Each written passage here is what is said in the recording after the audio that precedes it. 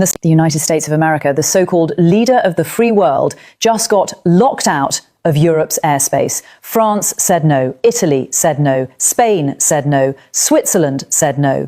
In the span of 48 hours, 4 major Western nations looked at the United States of America and said, "We don't want any part of what you're doing. You're on your own, Donald." Let that satisfaction sink in for a second. The country that built NATO, the country that has projected military power across the globe for 7 decades, just got told by its own allies that it can't fly its planes over their countries. That is not a minor diplomatic spat. That is not a little disagreement between friends. That is the sound of the post-World War II international order cracking in half right in front of our eyes. And I need you to understand something before we go any further here. This didn't happen because these countries suddenly hate America. This didn't happen because the French woke up one morning and decided they wanted to pick a fight.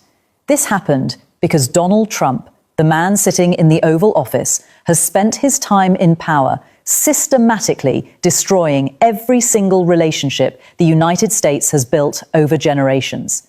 He threatened NATO. He attacked allies. He cozied up to dictators. He launched a war in Iran without consulting anyone.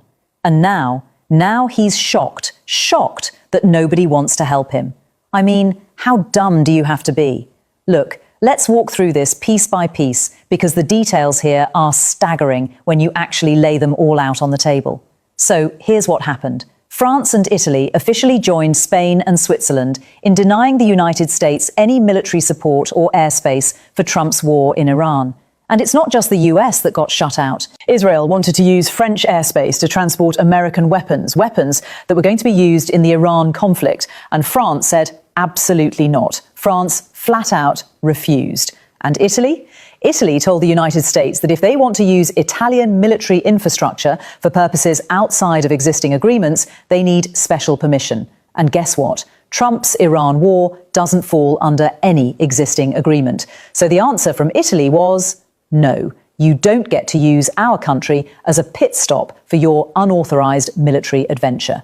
Now think about that for a second. These are NATO allies. These are countries that have stood shoulder to shoulder with the United States through the Cold War, through the Balkans, through Afghanistan, through countless military operations over decades. And in the span of a few months, Donald Trump has managed to alienate them so completely, so thoroughly, that they won't even let American planes fly over their territory. That's not just a policy disagreement, that's a full-blown divorce. And what was Trump's response to all of this? Did he reflect? Did he pause and think, maybe I should have talked to my allies before launching a major military operation in the Middle East? No, of course not. This is Donald Trump we're talking about. He went on the attack. He accused France of blocking military equipment. He attacked France and the United Kingdom throughout the day. He basically threw a tantrum like a child who got told he can't have dessert and then flipped the table over. And then, and this is the part that should make every American sit up straight in their chair, Trump said the United States should consider withdrawing from NATO. Let me say that again so it really lands. The President of the United States suggested that America should pull out of the military alliance that has been the backbone of Western security since 1949. An alliance that was specifically created to prevent the kind of catastrophic global conflicts that killed tens of millions of people in the first half of the 20th century. Trump wants to throw that in the garbage because France wouldn't let his planes fly over their country for a war he started without asking anyone. And it wasn't just Trump. Marco Rubio, the Secretary of State, went on Fox News and echoed the exact same thing. And I want to break down what Rubio said because the framing he used is so dishonest, so manipulative that it deserves to be pulled apart word by word. Rubio said, and I'm paraphrasing the substance here, that he used to be one of the strongest defenders of NATO in the Senate because he saw value in it. He said NATO wasn't just about defending Europe, it was about having military bases in Europe that allowed the US to project power around the world.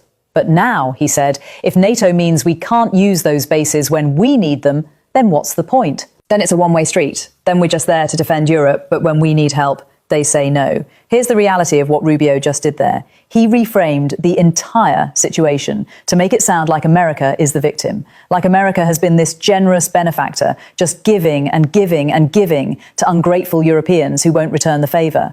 But that is a complete distortion of what's actually happening. The reason these countries are refusing to cooperate isn't because they don't value the alliance. It's because Donald Trump launched an unlawful war, a war that none of these countries were consulted about, a war that none of them agreed to, a war that violates international norms. And then he showed up at their door demanding they participate.